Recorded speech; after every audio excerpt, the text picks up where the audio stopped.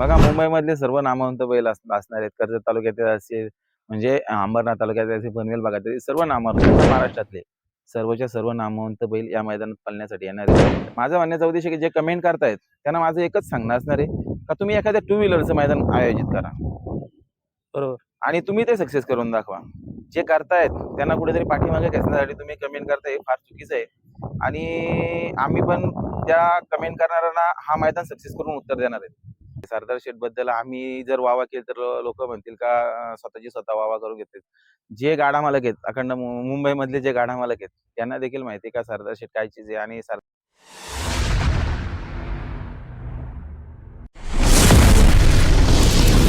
नमस्कार, Rohidas Jogale YouTube channel तर्फे आपल्या सर्वांचं स्वागत आहे. पण कुठेतरी या मैदानाची 2 महिन्यापासून चर्चा होती. आमदार केसरी भव्य असं थारचं मैदान आणि मध्ये कुठेतरी अफवा येत होती की हा मैदान कॅन्सल होणार आहे.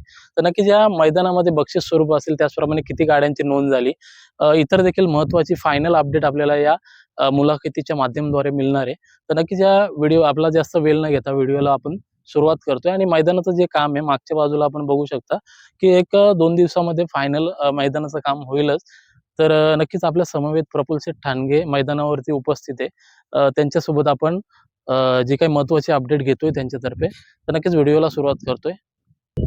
बुधवार दिनांक 8 एप्रिल 2026 मध्ये आमदार केसरी आयोजित भव्य असं थारचं मैदान आपल्याला पाहायला मिळेल. आणि नक्कीच या मैदानाची स्वरूप असेल, बक्षीस स्वरूप असेल, आतापर्यंत किती गाड्यांची नोंद झाली, इतर देखील महत्त्वाची अपडेट आपल्याला या व्हिडिओ मार्फत मिळणार आहे. समवेत चर्चेत असलेलं नाव आयोजन करते, त्याचप्रमाणे समालोचक म्हणून चर्चेत असलेलं नाव प्रफुल्ल शेठ ठाणगे आहेत.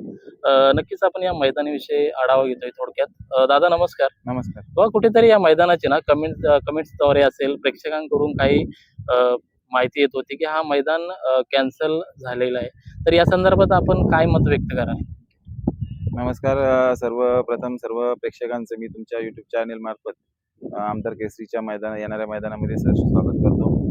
काय मैदान पुकारल्यानंतर मैदानांची नोंद होत राहत होती, परंतु आमदार साहेबांच्या सूचनेनुसार मग त्याची प्रवेश फी कमी करून पुन्हा एकदा नोंद चालू झाली. आतापर्यंत 350+ गाड्यांची नोंद झालेली आहे. सांगण्याचा मुद्दा एकच असतो का जे कमेंट करतात कमेंट बॉक्समध्ये किंवा युट्यूब चॅनेलवरती ज्या कमेंट पडतात तुमच्या म्हणण्यानुसार, त्या कमेंट करणाऱ्यांना माझं एकच सांगणं आहे का तुम्ही एखादा नियोजन करा किंवा एखादी अफवा करताय मैदान 100% कॅन्सल होईल, हे फक्त यांनी TRP साठी हा मैदान पुकारला आणि त्यानंतर ते काही कारणास्तव मैदान कॅन्सल करण्यात येईल असं सांगतील. तर त्यांना माझं एकच सांगणं आहे का तुम्ही एखाद्या मैदानाचं नियोजन करा. आम्ही तर आता मुंबईमधलं मला वाटतं काहीतरी सर्वात मोठं मैदान असेल. थार प्रथम क्रमांक आम्ही थार देणार आहेत, द्वितीय क्रमांक आम्ही अल्टो कार देणार आहेत, तृतीय क्रमांक बुलेट देणार आहे आणि चतुर्थ, पंचम, षष्टम आणि 7वा क्रमांकाचा आम्ही HF डिलक्स बाईक देणार आहेत. माझं म्हणण्याचा उद्देश आहे की जे कमेंट करतायत त्यांना माझं एकच सांगणं असणार आहे का तुम्ही एखाद्या टू व्हीलरचं मैदान आयोजित करा बरोबर. आणि तुम्ही ते सक्सेस करून दाखवा. जे करतायत त्यांना कुठेतरी पाठीमागे खेचण्यासाठी तुम्ही कमेंट करताय, हे फार चुकीचं आहे. आणि आम्ही पण त्या कमेंट करणाऱ्यांना हा मैदान सक्सेस करून उत्तर देणार आहे. ज्यावेळेस हा आमचं मैदान सक्सेस होईल त्यावेळेस जे कमेंट करणार आहेत, जे घरी बसून कमेंट करतायत त्यांना माझं सांगणं आहे का मैदान सक्सेस झाल्यानंतर याचं उत्तर तुम्हाला मिळणार आहे का हा मैदान आम्ही सक्सेस करू शकतो आणि हा मैदान आम्ही सक्सेस केला म्हणून. फक्त तुम्ही घरी बसून एखाद्याची बाईट पडते, एखाद्या चॅनेलला बाईट पडते आणि त्या चॅनेलला तुम्ही प्रत्युत्तर करताय हा मैदान कॅन्सल होईल, काय कारणाचं कॅन्सल होईल किंवा हे पाहिजे ते पाहिजे, बाकीच्या सगळ्या गोष्टी पाहिजेत. तर माझं त्यांना एक आव्हान आहे का तुम्ही एखादं टू व्हीलरचं मैदान सक्सेस करा. तेव्हा तुम्ही कमेंट करताय आणि आम्हाला ट्रोल करताय, त्या गोष्टीचं आम्हाला उत्तर मिळेल. बाकी तुम्ही घरी बसून ट्रोल करणार, आम्ही नियोजन करणार, तर आमचं उत्तर तुम्हाला असणार आहे. एवढं मात्र लक्षात ठेवा. नक्कीच जेवढे पण ट्रोल करणारे असणार त्यांसाठी एक महत्त्वाचा सल्ला दादांमार्फत मिळाला. आता महत्त्वाचं म्हणजे या अगोदर देखील ना बघा 6,000 प्रवेश फी पुकारण्यात आली होती आणि त्या बाईटवरती देखील कमेंट आल्या होता की प्रवेश फी जास्त आहे. आणि नक्कीच त्यानंतर आपण बदल केला. निर्णयामध्ये प्रवेश फीमध्ये थोडे चेंजेस केले. एक 3,500 रुपये प्रवेश फी केली. याबद्दल काय सांगाल आपण? कसं आहे, प्रवेश फी 6,000 होती. 6,000 म्हणजे आपल्या अखिल भारतीय बैलगाडी संघटना, महाराष्ट्र राज्य अखिल भारतीय बैलगाडी संघटना ठाणे, रायगड, मुंबई, पालघर च्या नियमानुसार बक्षीस 1% प्रवेश फी असते. जर आपण 9-10 लाखाची थार देणार आहोत, तर त्याची जर 1% पकडली तर आपल्याला 10,000 रुपये एंट्री फी ठेवायला पाहिजे होती, तसं नियमाप्रमाणे. परंतु आपण 6,000 ठेवली होती. त्यातून पण आपण आमदार साहेबांच्या सूचनेनुसार 3,500 केली. गाड्यांचा नंतर प्रतिसाद देखील वाढत गेला. कुठेतरी मोठी बैलं या मैदानाला पाळणार अशी काही लोकांचा, काही गाडा मालकांचा संभ्रम तयार झाला का मोठी बैलच, मोठे नंदी या मैदानात येतील ना तेच बक्षीस घेऊन जातील. तर मला वाटतं हा कुठेतरी त्यांचा गैरसमज आहे. कारण या मैदानात 3 फेऱ्यांचा मैदानच असं आहे का त्याच्यामध्ये कुठेतरी गाडा मालक नंदी पाळण्याबरोबर गाडा मालकाचा लक फॅक्टर पण महत्वाचा असतो. जर बरोबर. लक नसेल सोबत तर किती पण पाळणारा नंदी असू दे, तो नंबर नेऊ शकत नाही. आता राहिला विषय का जे गाडा मालक बोलतायत का सगळे नंदीच नेणार आहेत. तर माझं पण त्यांना एक आव्हान आहे का बाबा तुम्ही 3,500 मध्ये एखाद्या नंदीबरोबर तुमच्या एक छोट्या नंदीना, म्हणजे आपण बोलतोय का आमची लहान नंदी आहे किंवा आम्ही बारीक गाडा मालक आहोत. तर बारीक गाडा मालकाला देखील एक 3,500 मध्ये एखाद्या मोठ्या गाडा मालकाबरोबर किंवा एखाद्या नामवंत नंदीबरोबर लढत करण्याची संधी भेटते. आणि त्यातून जर का आपला विजय झाला किंवा आपण गट पास झालो किंवा सेमी पास झालो, तर आपल्या नंदीची चर्चा अखंड महाराष्ट्रभर जाणार आहे. हे देखील गाडा मालकांनी ध्यानात घेतलं पाहिजे का बाबा यांनी 3,500 केले. गाड्यांचा प्रतिसाद मिळतोय असं नाही का, ज्यांना कुणाला आता जरी गाड्या नोंद करायची आहे तर अजून 7 तारखेपर्यंत, 7 तारीख दुपारी 3 वाजेपर्यंत गाड्यांची नोंद घेतली जाणार आहे. याची देखील गाडा मालकांनी नोंद घ्या. 7 तारखेला सायंकाळी 5 वाजता गट पडतील. मैदान देखील लवकर चालू होणार आहे.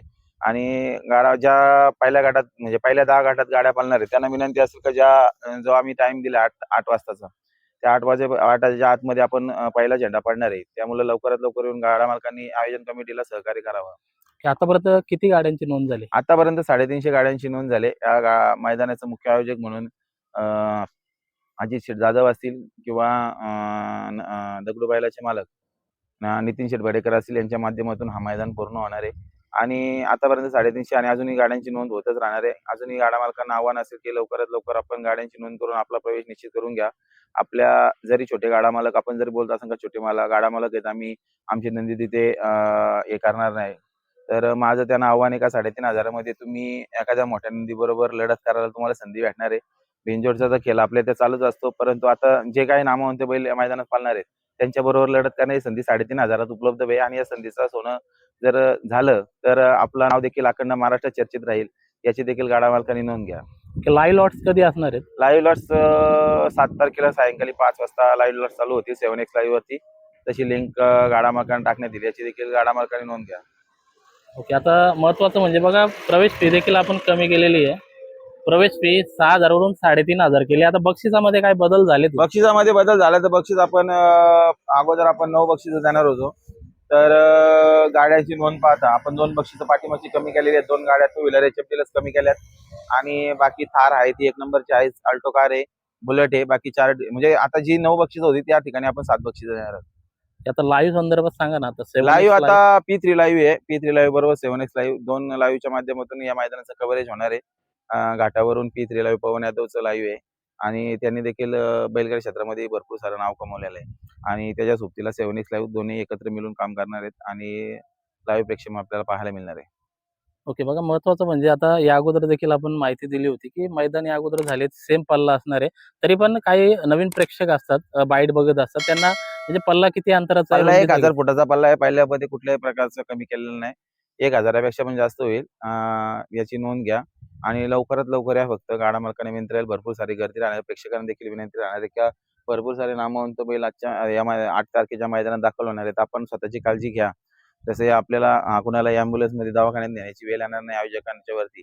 याची स्वतः काळजी घ्या, असं मी त्यांना आवाहन करू. ओके. टोटल 10 तास असणार आहेत की किती? 10 तास असणार आहेत. किती गाड्या पळतात, गाड्यांची नोंद किती होते त्याच्यावरती आम्ही किती गट पळणार आहेत हे आम्ही लाईव्ह मार्फत जेव्हा गट काढू त्यावेळेस आम्ही आपल्याला सर्वांना सांगू का किती गाड्यांनी गट पळणार आहे. हे सगळं शहानिशा त्यावेळेस आपण ज्यावेळेस हे काढले जातील, लॉट्स काढले जातील त्यावेळेस आम्ही सर्वांना सांगू. बघा, या अगोदरच्या बाईटमध्ये देखील मी बघितली, गणेश शेठ चाडकडून माहिती मिळाली किंवा संपूर्ण मुंबई बिनजोड क्षेत्रामध्ये माहितीच आहे की बिनजोडचं क्षेत्र असो किंवा 3 फेऱ्याचं मैदान असो, सरदार शेठ कांबळे नियोजनाचा बादशाह म्हणून ओळखला जातो. एका रात्रीतून मैदान म्हणजे बनवतो. याबद्दल आपण काय मत व्यक्त कराल? सरदार शेठ बद्दल बोलावं तेवढं कमीच आहे. सरदार शेठ बद्दल आम्ही जर वावा केली तर लोक म्हणतील का स्वतःची स्वतः वावा करून घेतील. जे गाडा मालक आहेत अखंड मुंबईमधले जे गाडा मालक आहेत त्यांना देखील माहिती आहे का सरदार शेठ काय चीज आहे. आणि सरदार शेठच्या माध्यमातून आणि सरदार शेठच्या नियोजनाखाली जे मैदानं घडतात ती कशी काढतात ही अखंड रायगड ठाणेपर्यंत सगळ्यांना त्यांची पोचपावती आहे. त्याच्यामुळं जर आम्ही जर सदर शेठची वारंवार प्रशंसा करत राहिलो तर लोकं पण विचार करतील का हे स्वतःची म्हणजे स्वतःच्या मित्राची वाह-वाह करत असतात. त्यामुळं आता आम्ही अखंड महाराष्ट्रात या मैदानातून पोहोचण्याचा आमचा प्रयत्न असेल आणि सरदार शेठचं नाव आणि सरदार शेठच्या जो नियोजनाखाली जो आमदार केसरीचा जो मैदान आहे, तो सक्सेस करून अखंड महाराष्ट्रात सरदार शेठचं नाव पोहोचवण्याचं काम आम्ही करू.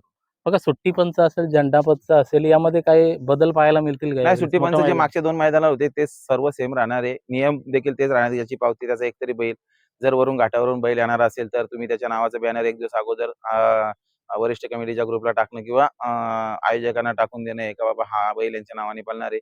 या सर्व गोष्टी ज्या मागच्या 2 मैदानात झाल्या, त्या 2 मैदानांच्या ज्या नियम व अटी होते, पल्ला देखील आणि वरची घाटावरची जी कमिटी आहे, जे झेंडा पंच असतील, निकाल पंच असतील, समालोचक असतील, समालोचक आपले मुंबईमधले देखील असतील सर्व आणि जे काय जो 2 मैदानाचा फॉर्म्युला होता, तो सेम फॉर्म्युला या मैदानाला वापरण्यात येणार आहे. खूप या अगोदर ना बाईटमध्ये चर्चा चालू होती, की मथुर 1001 दावणीचे कोणते नंदी येणार आहेत, की आणखी कोणते टॉपचे नंदी येणार आहेत का? तर या संदर्भात काय सांगाल आपण? बघा मुंबईमधले सर्व नामवंत बैल असणार आहेत. कर्जत तालुक्यातील असेल, म्हणजे अंबरनाथ तालुक्यातील असेल, पनवेल भागातील सर्व नामांकित आहेत. त्यामध्ये मथुर झाला, भोंगाडॉन झाला, गोटचा सर्जा झाला.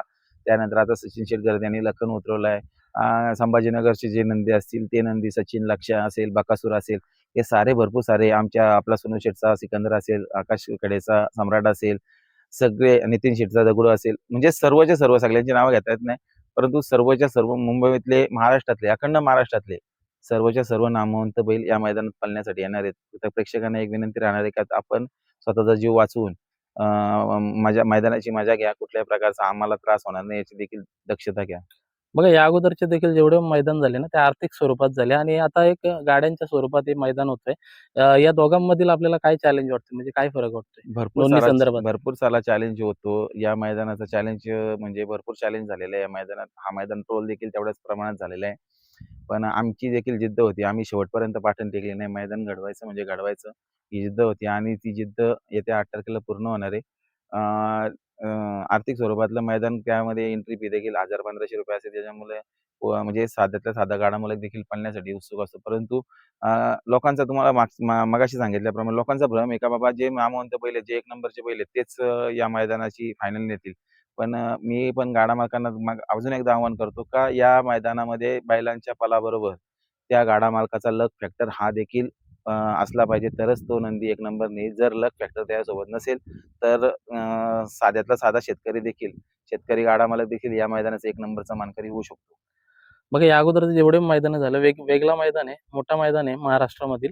आता यामध्ये खूप साऱ्या प्रेक्षकांना ॲड्रेस नाही माहिती या मैदानाचा. एक थोडक्यात ॲड्रेस ॲड्रेस सांगा ना? सांगायचं झालं तर नेरळ स्टेशनला उतरल्यानंतर तुम्ही कलमला येऊन बोरीचीवाडी हा आम्ही लोकेशन तसंही आम्ही टाकूच. म्हणजे ज्यांना नाही माहिती त्यांना टाकू. तुमच्या माध्यमातून देखील तुम्ही आता जस्ट या ठिकाणी आहात. येथून तुम्ही लोकेशनचं हे घेऊन लोकेशनचा लोगो आपल्या बाईटमध्ये पण टाकून द्या. म्हणजे नक्कीच या लोकांना त्रास होणार नाही. बाईटच्या शेवटी ॲड्रेस देखील अपडेट केला जाईल या मुलाखतीमध्ये. आणि शेवटचा प्रश्न म्हणजे बघा घाटावरून देखील खूप सारे नंदी उतरतील. आता त्यांना राहण्याची सोय वगैरे? राहण्याची सोय इथं भरपूर सारा पटांगण आहे. फक्त बैलांना खाण्याची, पाणी पिण्याची सोय राहील. बाकी जे गाडा मालक त्यांच्यासोबत येतील त्यांनी त्यांचा राहण्याचा आणि खाण्यापिण्याचा त्यांनी बंदोबस्त करावा. जर बैलाच्या खाण्यापिण्याची जर उपलब्धता पाहिजे असेल तर आम्ही तेवढी करू शकतो. नक्कीच दादा एक महत्त्वपूर्ण वेळ दिलात आपण आणि या अगोदरचे जेवढे पण मैदान झाले एक योग्यरीतीने पार पडले. हा देखील मैदान योग्यरीतीने पार पडेलच आणि पुढील मैदानासाठी देखील आपल्याला शुभेच्छा असतील. धन्यवाद. जय हिंद, जय महाराष्ट्र. धन्यवाद.